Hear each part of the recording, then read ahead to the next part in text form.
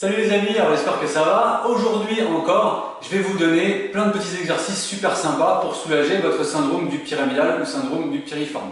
Alors ce syndrome-là, en fait, il peut être responsable de douleurs que vous avez dans la fesse, notamment lorsque vous maintenez des positions assises prolongées, que ce soit au bureau ou en télétravail ou ailleurs, notamment si vous êtes chauffeur routier par exemple, ou lorsque vous faites des efforts importants qui peuvent reprovoquer ces symptômes dans la fesse et irradier en fait le long du trajet de votre nerf. Donc, pour ceux qui ne me connaissent pas, juste avant que je vous montre les exercices, je me présente vite fait. Je m'appelle Cédric, je dirige Corporels et nous sommes spécialistes en fait dans la gestion des douleurs et du stress en entreprise. Et c'est par ce biais-là que régulièrement, je vous donne sur cette chaîne des conseils, des astuces, des exercices pour vous aider justement à soulager ces douleurs et ce stress qui peuvent être dus à une mauvaise position de travail, à une trop grande intensité du poste de travail ou à une mauvaise adaptation du plan de travail ou encore à du stress qui soit lié justement à l'intensité du travail ou alors à des mauvaises relations que vous pouvez avoir dans votre entourage de travail ou votre entourage personnel. Pour en revenir à ces exercices, le premier que je vais vous montrer justement, c'est un exercice, si vous voulez, de qu'on appelle de décoaptation de hanche. Parce qu'en fait, l'articulation de la hanche qui se trouve ici, elle est en rapport très étroit avec votre muscle piriforme. Le muscle piriforme, encore une fois, je vous le rappelle, il est triangulaire et il passe vraiment de façon horizontale tout le long de votre fesse. Et il passe en pont au-dessus de cette articulation de votre hanche. Et lorsque l'articulation de la hanche est un petit peu comprimée ou un petit peu bloquée, et ça peut agir en fait sur la fonction de votre muscle piriforme, le tendre, et donc donner ce fameux syndrome du piriforme. Donc pour justement décomprimer un petit peu votre hanche, c'est très simple. Vous allez vous allonger en fait comme ceci sur un côté. Donc la hanche à décomprimer vers le haut. Vous vous allongez correctement, vous pouvez détendre un petit peu la jambe et ce que vous allez faire en fait c'est laisser tomber la jambe vers le haut comme ceci dans le vide. Voilà. Et en faisant ça, vous allez sentir que ça tire à ce niveau-là. Donc vous étirez les muscles de cette partie-là de votre hanche, mais en même temps vous créez un bras de levier qui va faire ressortir entre guillemets l'articulation et donc vous allez la décomprimer et la séparer entre guillemets de sa surface articulaire. Donc grâce à ça, vous allez avoir un petit peu de jeu et donc du coup, l'articulation sera moins comprimée et pourra fonctionner mieux que d'habitude et donc du coup diminuer les symptômes que vous pouvez avoir dus à votre syndrome du piriforme. Donc vous restez comme ça à peu près 20 à 30 secondes.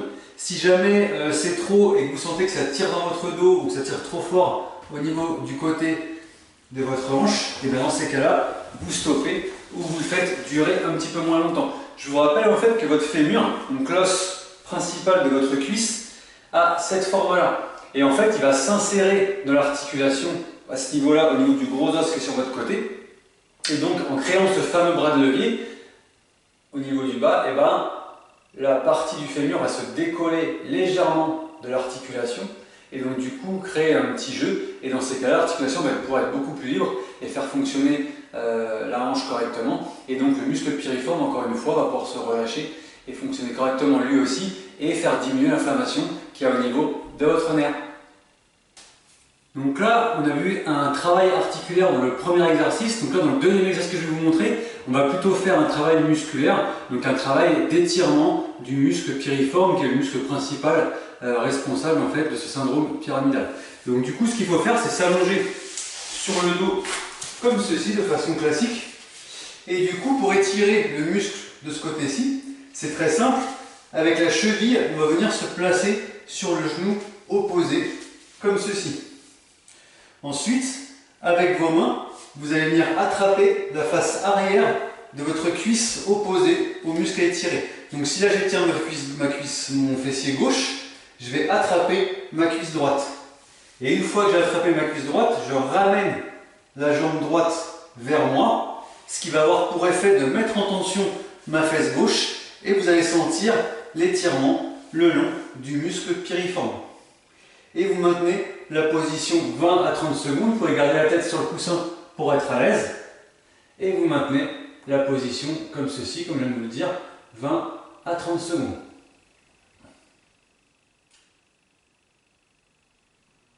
Et ensuite, vous relâchez. Et forcément, vous faites les deux jambes pour pouvoir égaliser un petit peu et avoir une symétrie dans tout ce que vous faites. Ensuite, Il y a aussi des muscles, si vous voulez, comme le quadriceps, qui est le muscle principal en fait du devant de la cuisse, ou les muscles ischio-jambiers, qui sont les muscles principaux de l'arrière de la cuisse, qui peuvent avoir une influence sur, si vous voulez, l'équilibre de votre bassin.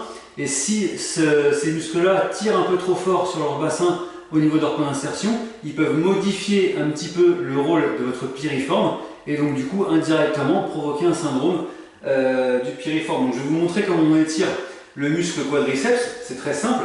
On se met sur le côté, vu qu'on est allongé, on va rester allongé, comme ceci. Et vous allez attraper avec votre main le haut de votre cheville droite et vous faites un talon-fesse. Et donc là, en faisant ce talon-fesse, vous allez sentir la tension le long de votre quadriceps droit.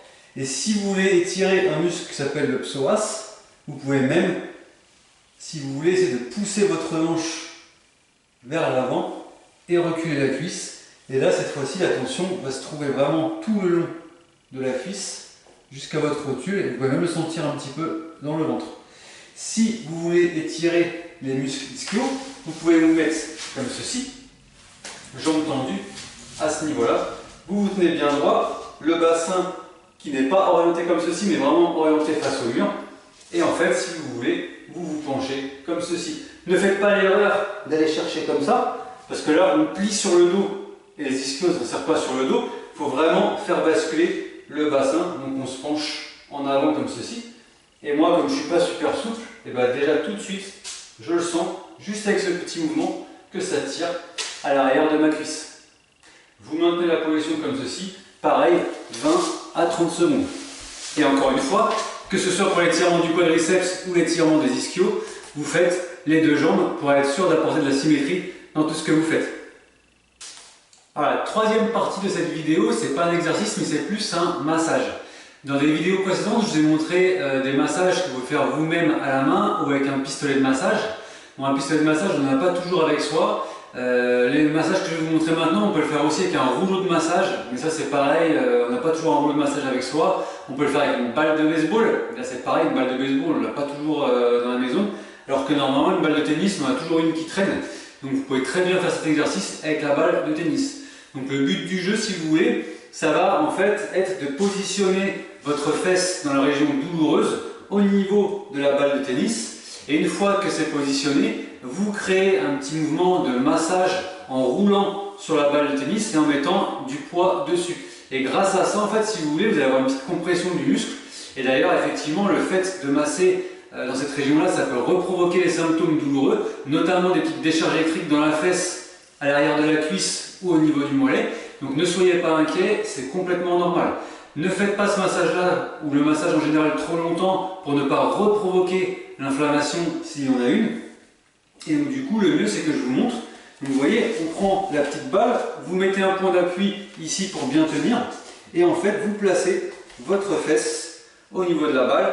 Et là, vous voyez, avec ma jambe qui est ici, je fais faire des petits mouvements circulaires de ma fesse qui elle est plaquée contre la balle de tennis et je sens effectivement une pression au niveau de mon muscle et j'ai une sensation de massage à ce niveau-là. Donc vous voyez, c'est pas très compliqué, c'est facilement faisable et comme je vous l'ai dit, on a tous une balle de tennis qui traîne à la maison. Donc ça, c'est vraiment quelque chose que vous pouvez vraiment appliquer super facilement. Bon, alors je suis désolé, ma tête elle n'est pas complètement dans le champ, mais pour que vous puissiez voir vraiment bien chaque étape de l'exercice, je suis obligé de faire un petit peu comme ça. Donc du coup, là on a déjà vu un exercice de mobilisation articulaire, des étirements et un massage. Donc cette fois-ci, on va s'attaquer à la mobilisation du nerf, parce que je vous rappelle que le nerf dans le syndrome du piriforme, il peut être irrité par ce fameux muscle piriforme. Donc nous, on va le mobiliser pour que les symptômes douloureux du nerf puissent effectivement s'estomper, notamment si vous avez réussi à faire aussi les étirements dont je vous ai parlé. Donc la première étape, si vous voulez, en fait, de mobilisation de ce nerf, qui est la plus facile, va consister en fait à vous faire tendre la jambe du côté où le muscle ou le syndrome est présent. Et donc du coup, vous allez tendre la jambe comme ceci et vous allez faire des mouvements de flexion, extension de cheville, vous voyez, ou dorsiflexion ou flexion plantaire, comme vous voulez. En fait, en gros, vous bougez la cheville de l'avant vers l'arrière. vous faites comme ceci, jambes tendues. Je vous montre de profil pour que vous puissiez vous en rendre compte. Donc on fait comme ceci, le dos bien droit, et on fait les mouvements de flexion, extension de cheville. Je vous le rappelle, comme à chaque fois, le fait de faire ces mouvements-là peut redéclencher, en fait, si vous voulez, une sensation un petit peu électrique que vous connaissez, qui peut se passer au niveau de votre mollet, au niveau de l'arrière de votre cuisse ou de votre fesse. Donc ne soyez pas inquiets, c'est normal. Par contre, si la douleur est vraiment trop insupportable, vous ne le faites pas. La deuxième étape de cette mobilisation linéaire, c'est de vous allonger. Ensuite, vous allez plier votre jambe à 90 degrés, votre hanche, pardon, votre cuisse. Ensuite, votre jambe, vous allez la plier à 90 degrés, même un petit peu plus haute, comme ceci. Et là, encore une fois, vous allez mobiliser votre cheville, comme ceci, en flexion, extension. Voilà. Comme pour le premier exercice, vous faites ça 15 à 20 fois. Et si vous y arrivez, soit au moment même où vous faites l'exercice, soit le lendemain ou le surlendemain, vous essayez de vous rapprocher au fur et à mesure de l'extension complète de jambes. Vous voyez, comme ceci, encore une fois, et on fait les mouvements, et je vous le dis, vous le faites à peu près 15 à 20 fois, comme ceci. Donc ça, c'était la deuxième étape. La troisième étape, si vous voulez, elle va combiner plusieurs en fait, mouvements qu'il va falloir faire. On va garder en fait l'extension de la jambe, la flexion, extension de la cheville, et en plus, on va rajouter des mouvements d'extension de la tête. Donc ça va vous donner comme ceci. En même temps que vous ramenez le pied vers vous, vous allez faire une extension de tête. On relâche la tête en même temps qu'on relâche la jambe, et on recommence. Voilà, comme ceci. Donc là, pareil, je mets un petit peu de profil pour que vous puissiez vous en rendre compte. Donc on se tient bien droit, extension de jambe, extension, on ramène la cheville vers soi, et extension de tête. Et on fait tout ça en même temps. Comme ceci.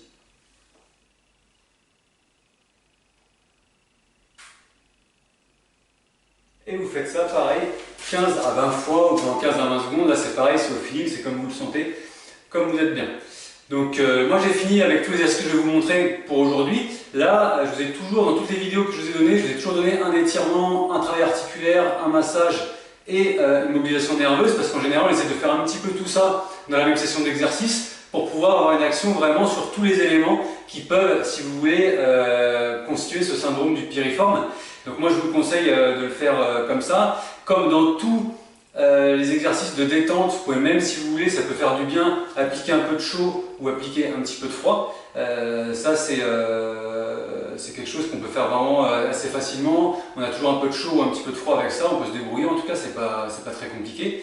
Voilà, c'est tout. J'espère que la vidéo vous aura vraiment plu, qu'elle pourra vous aider. Donc n'hésitez pas vraiment à la partager et à commenter si vous-même vous avez été victime de ce syndrome, comment vous avez fait pour vous en sortir. Est-ce que vous avez essayé les exercices, est-ce qu'ils vous ont fait du bien, est-ce que vous avez réussi à les faire ou pas. Je vous rappelle que si les exercices provoquent trop de douleur ou que les symptômes ne s'améliorent pas avec le temps, voire s'aggravent, vous allez consulter votre médecin. Ces exercices-là sont vraiment faits pour vous soulager, mais ne remplacent absolument pas une consultation dans le milieu médical. Si malgré ça, les douleurs peuvent persister pour d'autres facteurs, parce qu'en fait, des études scientifiques ont montré que, si vous voulez, le modèle biopsychosocial rentrait fortement en compte dans l'apparition ou le maintien de douleurs. C'est-à-dire qu'en fait, si vous avez trop d'intensité de travail, des mauvaises relations avec des collègues, des problèmes dans votre vie de tous les jours, dans votre vie personnelle, etc., et bah, du coup, le fait d'être pas au top psychologiquement, ça va soit en fait déclencher des douleurs qui ne vont pas partir